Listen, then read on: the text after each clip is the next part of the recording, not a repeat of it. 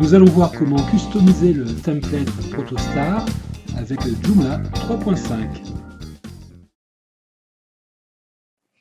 Joomla est livré avec un excellent, très bon template responsive du doux nom de Protostar et nous allons voir comment customiser, modifier ce template.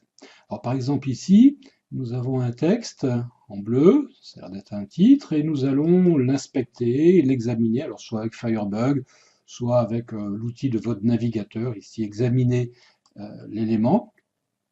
Donc on voit que c'est un hyperlien, c'est une balise A, encre, et en fait c'est un titre H2, un titre de niveau 2 ici, et donc ici on a la balise encre avec ici la couleur qui apparaît. Donc pour modifier cette couleur, par exemple, eh bien, nous allons passer dans l'administration de Joomla. À partir du panneau d'administration, déroulons le menu Extension pour cliquer sur Template. Donc nous allons de nouveau ici cliquer sur Template pour aller chercher le template Protostar et ici nous allons pouvoir accéder au fichier du template.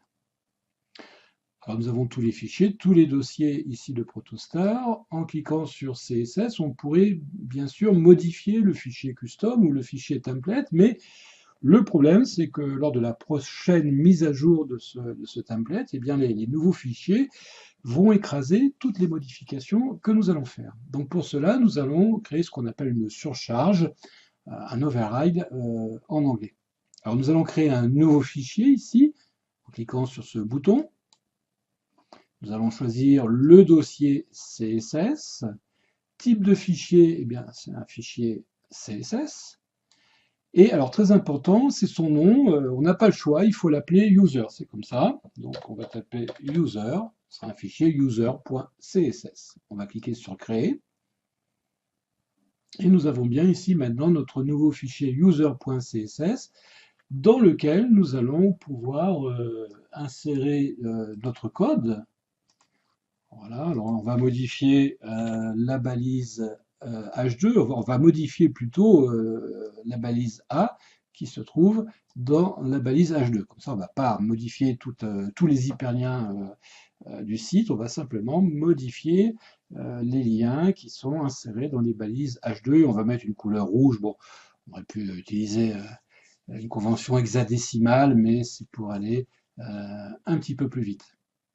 Voilà, donc ce fichier user, lui, ne sera pas modifié, bien sûr, lorsqu'il y aura des mises à jour. Alors, on va enregistrer ici et fermer. Et on va retourner donc sur le site pour constater que, voilà, notre titre H2, avec l'hyperlien, est bien devenu rouge. Voilà une fonctionnalité nouvelle dans Joomla 3.5 qui va intéresser énormément les designers. À bientôt pour un nouveau tuto.